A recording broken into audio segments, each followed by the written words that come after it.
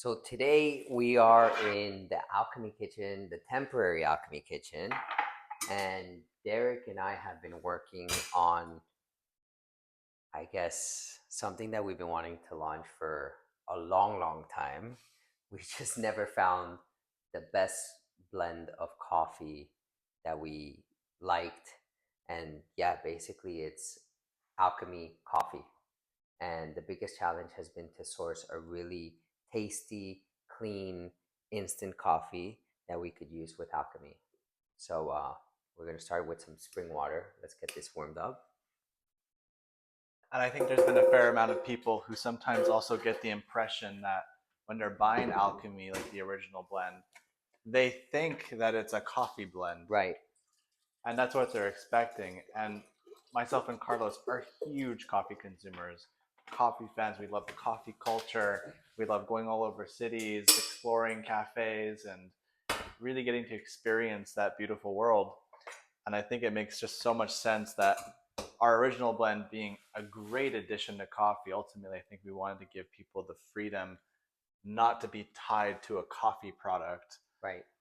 which is why we had launched the original blend at first. But I think it's a really appropriate time to be offering the fourth flavor variant. Yeah. And then you bring up something that's so key, which is consistency and quality coffee. So, like traveling, uh, going to the office, going to the gym, there's so many different options. And unless you really find a taste profile, a quality bean that's not full of pesticides, contaminants, that is too acid, too dark of a roast, too light of a roast, you're always going to be in a loop, in a lifetime loop of whether your coffee cup is going to be good.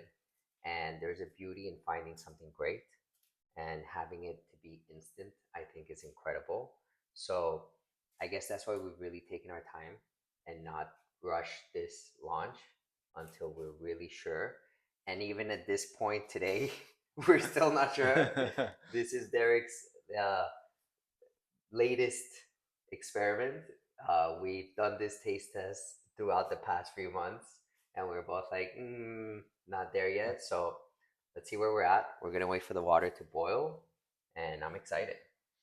Yeah, last time we tasted this, I had met Carlos in Valencia after a long time without seeing him. And Yeah. I brought two little vials over the border of just anonymous powder with coffee in it. This guy travels with weird glass vials with testers. I don't know how he gets through borders. But yeah, the tester, I think you had brought a darker version, a lighter version. Yeah.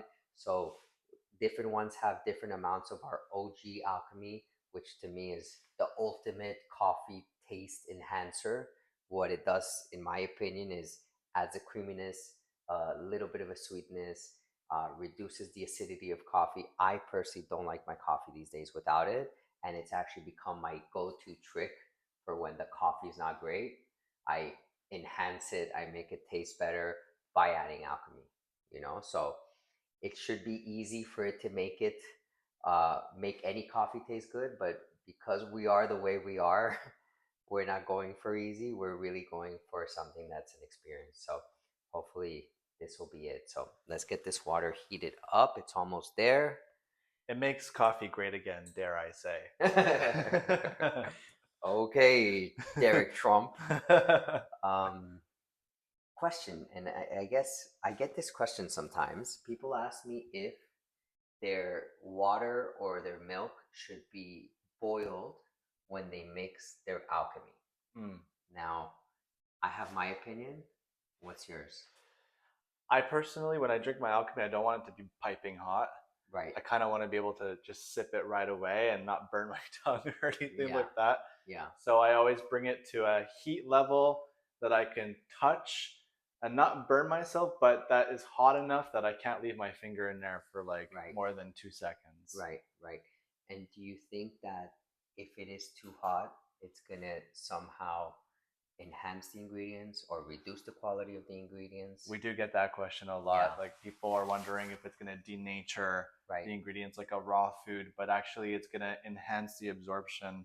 And I tell people all the time, like, yeah, you can drink it cold, you can do it lukewarm, but traditionally the way you would consume these substances is in a warm, hot liquid base, and it enters the meridians and the channels more effectively that way. Nice. Okay. Okay.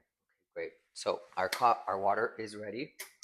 So I'm usually a macro doser of alchemy, but I really want to be fair to the portions today.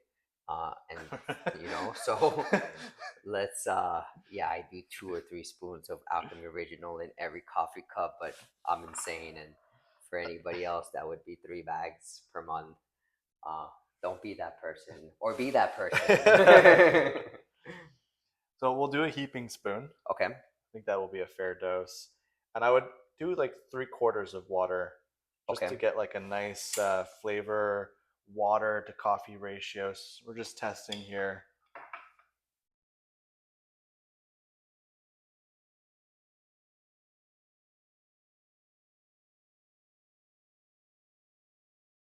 That's a fair 3/4 cup full. Yeah. Now, let's bring in the best frother in the world, and it is the Alchemy Golden Frother. And actually, what I do like about it, let me rinse it because we just used it before to prepare some matcha. What I do love about this frother is that it is strong, rigid, and it'll give you just enough power without, hopefully, spilling the hell out of your drink, which happens to me with every other frother I've tried. So, yeah, I really love the consistency of the power of this one. And also, if you notice some other frothers, they have triple click speed, which is a nightmare because you'll start frothing, then you'll want to turn it off, but you have to go Right. full blasting speed to turn it off. So you're like click click click to try to get it off quick. So it looks great already. It's looking like a dark coffee with a tiny bit of creamer. Yeah, that's perfect consistency of this frother. I love it. And as you could see, we didn't go too hot, but there is some smokiness coming out of these cups. I like that it almost looks like there's some foam on the top, like some creamy foam. It gives Yeah. it kind of that cappuccino vibe, Right. which is really, really nice. I don't think too many people are going for a hardcore black coffee. True. I do it sometimes, but these days I just find it gives me a lot of acidity. So I really love calming down that acidity from the coffee. So let's go for it. Cheers. Cheers, Broski.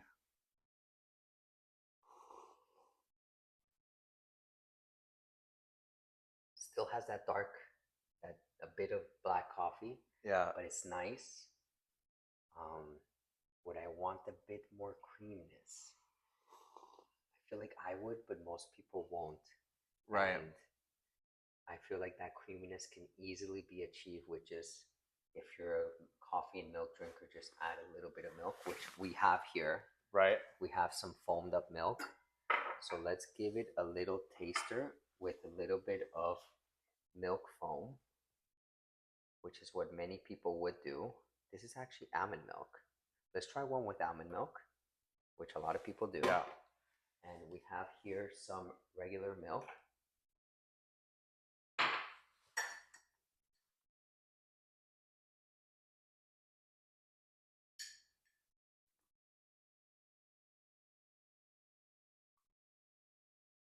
Oh, sorry about that.